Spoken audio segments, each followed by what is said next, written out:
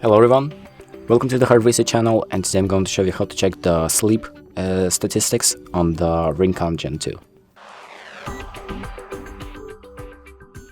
So the first thing you're going to do is open up the RingConn app and make sure that the app has been paired to our app right here. It should look like this. So now that you know that, you can go to the Insights tab, and then we have this like sleep tab over here. So you can click on that.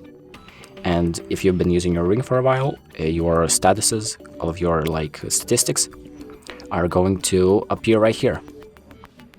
So you have stuff like sleep stages, just sleep statistics, and you have this ring right here that shows the same thing. So it's easier to see. And that's about it. Thank you for watching. I hope this video helps, and make sure to like and subscribe.